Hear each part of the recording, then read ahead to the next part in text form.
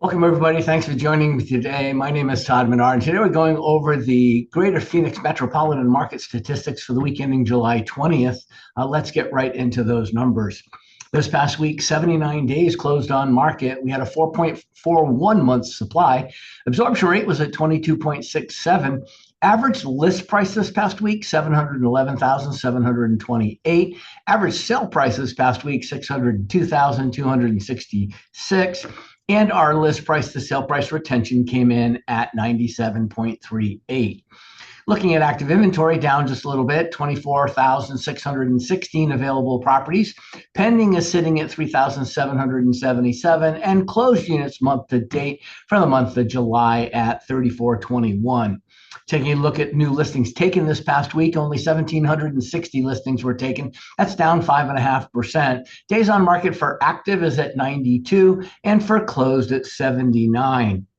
Looking in the lower left-hand side, where we get to see the inventory by price ranges, you'll take a look and you can see pretty much every category had a reduction in the number of available units, causing the inventory levels, of course, to drop, as we prior said. Taking a look at the total impact, 68.24% of the entire MLS inventory is priced under $600,000, 19.33% priced between $601 million, and 12.4% priced above $1 million. Taking a look at the spreadsheet where everybody gets to be the expert. Why? Well, week over week comparisons, week over same week last year comparisons, 2 year ago comparisons, month over month, and year over year, all on one sheet, helping us really be able to identify the movement, the trends, and kind of pay attention in the event that something unique is happening, an anomaly in the marketplace. So taking a look at this, 2,400 is the rule of thumb over here. This is what we're looking for. 1,760 new listings taken this past week versus 1862. That's a drop of 5.5% week over week. However, we're always really in comparison to the same period last year. What's happening? Are we increasing there are more sellers confident about the market and jumping into the market? Is it seasonal that maybe more people are taking vacations because kids are out of school? So new inventory is dropping. But again, these are seasonal effects, but we really aren't sure until we really dig deeper into the marketplace.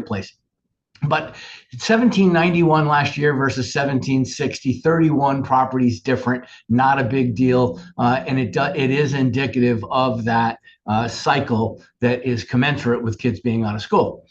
Taking a look at active inventory at 24,616. We had 25,202 last year, so we're down about 2.5% inventory-wise. That inventory is made up of 470 coming soon properties, 18,616 single-family detached, 2,453 new home construction properties. Again, please realize there are many more properties out there for sale. This is only those that are in the Arizona Regional Multiple Listing System. This could be because they fell out of escrow, and the builders are looking for assistance in getting those properties sold. It could be what they call production or inventory homes, where it's a move-in ready type property or close to being move-in ready. So they're trying to put some additional eyeballs on it. Or it could be a brand new community that they're trying to launch and get, again, more visibility for. 24,059 non-distressed properties. That is 97.7% of the entire MLS, which means that 2.3% of the MLS is actually distressed. If we take a look at some of these numbers, we're not going to, week over week, we don't normally focus on distressed properties, being the fact that they're cyclical and they're also stable. So in essence, what we're talking about is, if we're looking back 14 years ago, right after the mortgage-backed security crisis, they tightened up all the monetary policies. It was very difficult to obtain a loan right after that. And people were really, having to be forced to put larger down payments and have better credit. Well, during that particular time, the allowance for doubtful accounts, or the typical default rate on a first mortgage, went from 7 7 to 8% down to 3.5 to 4%. And it kind of remained there up until just 2 years ago when the market kind of came back. And again, when you have more and more financial opportunities for people that have unique credit situations or cash situations, then obviously there's always an increase. But again, we're not really increasing it. It's gone back to normal. It's gone back to that 7 to 8% from the 4% that we've been so fortunate to have. But during that same particular time, so these numbers are really returning to normal. So the jump from, say, 2 years ago, having maybe 100 properties to now having close to 450 properties, again, it's just returning back to normal. So there's no big crisis there. And again, this is Arizona inventory. If you listen to Lawrence Yun, who is the chief economist for the National Association of Realtors, recently, maybe a month ago, he had a similar podcast that was explaining the rhetoric that people were saying, oh my gosh, prices are still falling, the market's going to crash, all these different things. Well, the housing market is strong, and it's even stronger here in Arizona. It's stronger when you have more people than you did a year ago putting houses on the market. It's stronger when there's more buyers than there were a year ago interested in buying. And actually, these are in escrow. These aren't people who have an interest. These are people that are actually engaged and are in escrow right now at any one particular time. So about 130, 140 more people in the market under escrow right now than there was a year ago. That's strong numbers, because you have to have much more than that to get that. Then we move down to close. We're at 3421 so far month to date. That's up from 1959 the week before.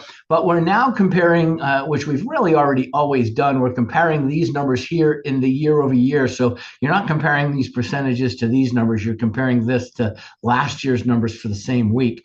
So we're about even in closings just for the mid-month. We're at the 20th. We still have 11 strong days left of the month. Plus, usually there's a couple of days after the new month has started that we still have properties that close that are still prorated for the end of the month of June. So again, these are just some things that we pay attention to. And again, some of the reasons why I don't report the numbers right away is because those numbers are always proven to not be accurate. If we give them about a 5 day, 7 days to finally get the final properties closed, get the payoffs made, and get everything buttoned up, that's usually a much more accurate number that we can count on cyclically and looking back. But again, we look at last year, 3418, 3421, we're still right in that same. And look at the properties that are closing under distressed properties, 1612, 2711, 64. Again, staying right in line with that consistent numbers. Looking at month supply, we're at a 4.41. Remember, we're trying to get to, well, not trying to, but if we're in a 2.5 to 3 month supply, we're in a very brisk market that benefits both sellers and buyers. Right now, we're at a 4.41. We were about 3.8. If we look at the each month overall, you can see that the month of May and the month of June are about 3.8. I'm expecting, this really to be maybe, a little lower than this, because we do have blips, but the first couple of weeks were higher, so we'll see. 4.76 is where we were last year. So again, 4.4 is good. It's still, basically 7.35%, in this particular case, better inventory mix and versus supply and demand for month supply than there was last year. Looking at the prices, average list price, average sale price, or more importantly, the median sale price, this is helping us understand whether the market's taken off, prices are going up, prices coming down. The prices have pretty much done coming down. At this particular point, I'm not saying there isn't a particular community or a city or something that may still have some stigmatization where prices are still, because there's always, somebody says, oh, the prices are falling. There's always communities in the same area that they're rising and vice versa. So we're trying to look at this with an understanding of, what is happening on Main Street, what is happening in the real estate agent's business market, or in the consumer, if you're a consumer listening to this, what is happening in your neighborhood. Those numbers are really important, and your real estate agent is the person who can help you understand. You can't listen to national news. You can't even listen to Arizona state news. You really have to listen to what's actually happening, and that's what the information your realtor can provide for you.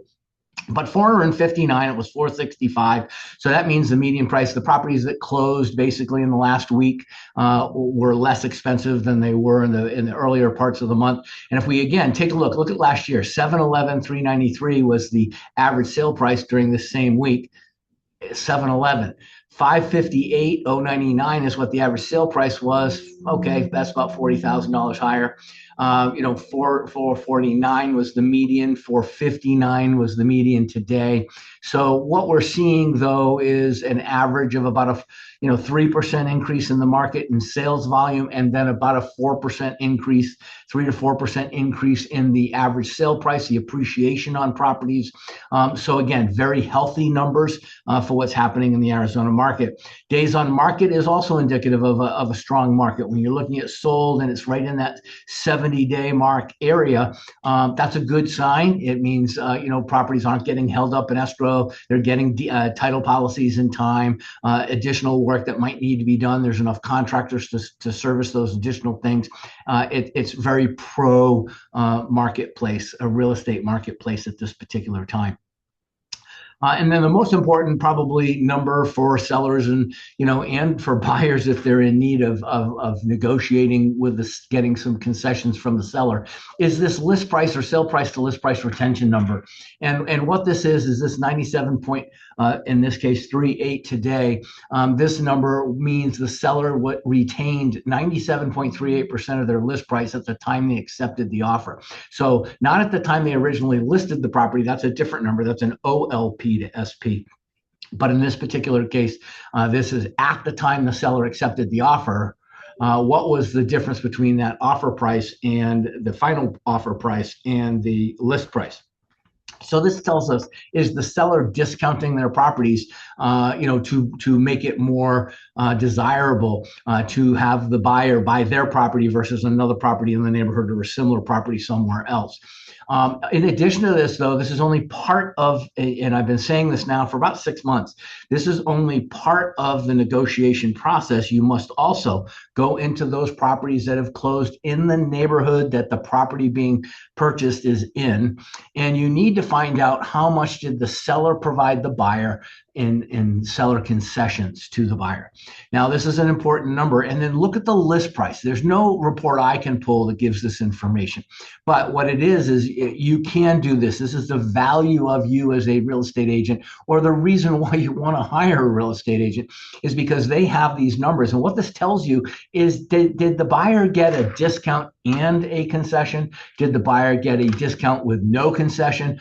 Or did the buyer get no discount and a lot of money in concessions? It just depends on what the buyer needs to be able to, funds available to be able to close. And that's really the secret. So don't begin, negotiating on a home with the intent of just getting, quote unquote, a better price, because it's not always just that. Rarely is it just that.